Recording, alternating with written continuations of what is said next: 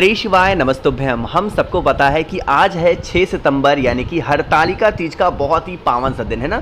काफ़ी सालों के बाद, लगभग 204 सालों के बाद ऐसा संयोग देखने को मिला है कि शिव पार्वती का हो रहा है मिलन इस हरतालिका तीज पे। तो आज रात में आप सभी को अपने घर पे चावल के साथ 2 दीपक लगाना है। ध्यान रखिएगा, रात में ही इस उपाय को करना है, इसीलिए इस वीडियो को थोड़ा सा लेट में बना रहा हूँ, ठीक है ना। अब बात समझते हैं कि यह उपाय हमें करना कब है, लेकिन उससे पहले ये समझ लो कि ये जो हरतालिका तीज का दिन होता है वो किसके लिए रहते हैं। एक जो पत्नी होती है, एक जो लड़की होती है वो जिससे प्रेम करती है, या फिर एक जो लड़का होता है वो जिससे प्रेम करता है, चाहे अपने पति से, चाहे वो अपनी पत्नी से प्रेम करता है, उनके लिए क्या करते हैं, व्रत रहते हैं उनकी लंबी उम्र के लिए। और यह व्रत किसको समर्पित होता है, भगवान शंकर और माता सती को। इसीलिए इस व्रत में सुहागन होना कोई अनिवार्य नहीं है, चाहे कोई लड़की कुंवारी हो या फिर जिसकी शादी हो गई है, हर कोई इंसान अपने भविष्य के लिए, अपने पति के लिए, अपने किसी भी इंसान के लिए व्रत रह सकता है, ठीक है ना।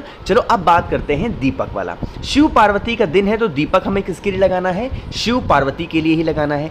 उसके लिए हमें लेना होगा 2 दीपक, है ना। मैं बार बार कहता हूँ दीपक ज़रूरी नहीं है कि आपको नया ही लेना है, आप चाहो तो पुराना दीपक भी ले सकते हो। आपको मिट्टी का दिया लेना। इस मिट्टी के दीपक में आपको 2 के दोनों दीपक में क्या डालना है, आपको घी डालना है। एक चीज़ का ध्यान रखिएगा, जब भी शिव पार्वती का मिलन कराना होता है तो हमें क्या करना है, घी का ही दिया लगाना चाहिए, कोई और दीपक नहीं लगता, ठीक है ना। तो घी डाल देना। अब यहाँ पे 2 के दोनों दीपक अलग लगेंगे। सबसे पहले हम माँ सती के नाम का दीपक लगाएंगे, और जब भी किसी देवी के नाम का हम दिया लगाते हैं, मैंने आपको बता रखा है कैसे लगाते हैं, हमेशा लंबी बत्ती का। तो आपको कुछ इस प्रकार से दीपक को लगाना होगा। अरे समझ में आ रही है बात मेरी, ठीक है ना। दूसरा काम करना है, तो पहला दीपक तो आपने ऐसे लगा दिया, अब लगाना कहाँ पे अभी समझाऊंगा। तो पहले दीपक की बत्ती समझ लो, ठीक है ना। माता सती के लिए लंबी बत्ती। यहीं पे अगर हम बात करें भोले शंकर के नाम की, तो कौन सी बत्ती लगानी है, आपको गोल बत्ती का दिया लगाना होगा, ठीक है ना। अब बात करते हैं इन दोनों दीपक को लगाओगे कहाँ पे। सबसे पहले लंबी बत्ती का जो दिया होगा, आपके घर में जो भी बेल का पेड़ हो, या फिर कोई माँ सती की फोटो मूर्ति प्रतिमा हो, या फिर जहाँ पे कोई भी देवी माता की प्रतिमा हो, उन्हीं के सामने लेके जाएंगे और उस दीपक को, लंबी बत्ती के दिए को रख देंगे। मैंने आपको हजारों बार समझा रखा है कि जब भी दीपक लगाओ किसी के भी सामने, दीपक को डायरेक्ट धरती माता के ऊपर नहीं रखना चाहिए। क्या करना है, आपको कुछ चावल के दाने इसी दीपक के नीचे रख करके मां सती का ध्यान करके लंबी बत्ती का दिया किसी भी देवी माता के सामने अपने घर में रात में जला देना, ठीक है ना। पहला दीपक तो यहां हुआ। दूसरा, आपके ही घर के आसपास में कोई भी महादेव का शिवलिंग हो, है ना, कोई भी महादेव का शिवलिंग हो, या फिर फोटो मूर्ति प्रतिमा हो आपके घर में ही, तो वहां पे जो मैंने आपको गोल बत्ती का दिया दिखाया था, उस गोल बत्ती के दिए को भोले शंकर के सामने लगाएंगे। और मैंने आपको बता रखा है, जब भोले शंकर के सामने दीपक को लगाते हैं तो दीपक के नीचे क्या रखना होता है, काला तिल रखेंगे, ठीक है ना। और जब आप इस दीपक को जलाना है, माँ सती का भी नाम लेंगे, भोले शंकर का भी स्मरण करेंगे और इस दीपक को प्रज्वलित कर देंगे। यकीन मानिए पूरी फैमिली, पूरा परिवार आपका खुश रहेगा। कभी उन्हें लाइफ में पीछे मुड़ के देखने की जरूरत नहीं पड़ेगी। इस हरतालिका तीज पे इस उपाय को आप सभी को जरूर करना होगा, ठीक है ना। तो पहले उपाय की हमने बात कर ली है। आज ही और अपने घर पे करने वाली मनोकामना पूर्ति के लिए आपको करना है इस वीडियो का दूसरा उपाय। घर का कोई भी सदस्य किसी के लिए भी इस उपाय को कर सकता है। एक तो आप लोगों ने फुलेरा का दर्शन भी आज किया होगा, नहीं किया है अभी आपके पास समय है, जाके फुलेरा का दर्शन करो, ठीक है ना। और इस उपाय को भी करना, चाहे अपने घर पे या मंदिर में कहीं पे भी करो, लेकिन करना है रात के टाइम पे ही। उसके लिए हमें लेना होगा इस तरीके से पीला चंदन, ठीक है ना। और कोई चंदन नहीं लेना, आपको लेना है पीला चंदन। पीले चंदन के साथ में आपको यहाँ पे बहुत सारी पत्तियां दिख रही हैं, तो ये पत्तियां किसी एक ही वृक्ष की। आपको कोई भी 5 पत्ती ले लेनी है जो आपके घर के गमलों में लगी हो। तुलसी माता का पत्ता छोड़ करके कोई सी भी पत्तियां आपको ले लेनी है, कोई भी 5 पत्तियां, किसी भी वृक्ष की 5 पत्तियां लेना।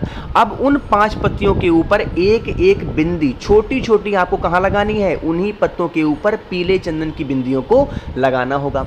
लगाने के बाद में इन 5 बिंदी वाले पत्तों को उठाना, आपके घर के जितने भी रूम्स होंगे, जितने भी कमरे होंगे, जिस वजह से आपकी इच्छा पूरी नहीं हो रही है, इस कारण से पूरे घर में जितने भी कमरे हों, रूम्स हों, हर स्थान पे घूम करके और फिर इन 5 पत्तों को उठाना और महादेव महादेव के शिवलिंग के पास लेकर के पहुंच जाना, ठीक है ना। पहुंचने के बाद में आपको दो काम करने हैं। सबसे पहला काम करना है, पहुंच के ही सबसे पहले एक लोटा शुद्ध जल तांबे के लोटे से श्री शिवाय नमस्तुभ्यम का जप करके महादेव के शिवलिंग के ऊपर पहले नंबर पे जल ही चढ़ाएंगे, ठीक है ना। जल चढ़ा दिया। दूसरा काम क्या करना है, जो आपके पास में पत्ते हैं ना 5, उन 5 पत्तों को एक एक करके जो आपकी कामना है, जो आपकी विशेष है, वो आपको कुंदकेश्वर महादेव के नाम से शिवलिंग के ऊपर 5 स्थान पे, जहां पे भी आपका मन कर रहा है उस स्थान पे अगर आप समर्पित कर देते हैं, जो प्रॉब्लम्स होंगी, जो समस्याएं होंगी, वो सारी खत्म हो जाएंगी, ठीक है ना। करके देखिएगा, इससे प्यारा उपाय, इससे स्पेशल उपाय क्या ही होगा, तो करना ज़रूर होगा, ठीक है ना। बात कर ली है हमने इस वीडियो में अपने 2 उपाय की। आगे बढ़ते हैं, आज के ही दिन अपने घर पे करने वाले हम लोग अपने तीसरे उपाय की तरफ। और यह उपाय स्पेशली किसके लिए होगा, ये उपाय है कि जैसे मान लीजिए कि आपके घर में कष्ट बहुत ज़्यादा है, वो कष्ट खत्म होने का नाम ही नहीं ले रहे, आप जिसके लिए बहुत उपवास कर रहे हो, बहुत व्रत कर रहे हो, आराधना कर रहे हो, पूजा पाठ, मतलब पूरा टाइम आपका समय इसी जा रहा है, फिर भी आपकी कोई ऐसी विशेष पूरी नहीं हो पा रही है, इस उपाय को करके देखिएगा। लेकिन उससे पहले जल्दी से कर दीजिए वीडियो को लाइक। जिसने अभी तक चैनल को सब्सक्राइब नहीं किया तो जल्दी से करिएगा चैनल को सब्सक्राइब, ठीक है। चलो भाई, बात करते हैं उपाय की। स्क्रीन पे आप सभी को दिख रहा होगा पीला चंदन, दिख रहा है ना। तो आपको क्या करना है, लेना है थोड़ा सा पीला चंदन लीजिएगा, और इसी के साथ में थोड़ा सा आपको क्या लेना है, लाल चंदन, यानी कि थोड़ा सा पीला थोड़ा सा लाल चंदन। और इसको लेने के बाद में महादेव की सबसे प्रिय चीज़ जो है वो आपको लेनी है एक बेलपत्र, ठीक है ना। आपके पास में जो लाल चंदन है ना, लाल चंदन को नीचे की, अभी यह उपाय पूज्य गुरुजी ने कल की कथा में बताया है, जो वहाँ पे हरियाणा गुरुग्राम में चल रही है। आपको नीचे की पत्तियों पे क्या लगाना है, लाल चंदन की ऐसे से बिंदी लगा देना, ठीक है ना। क्या करोगे, लाल चंदन की बिंदी लगा देना। बिंदी लगाने के बाद में आपके पास में जो पीला चंदन है, 1 मिनट, पीले चंदन को बड़े वाले पत्ते पे ऐसे छोटी सी बिंदी लगा देना, जैसे मैंने लगा दिया।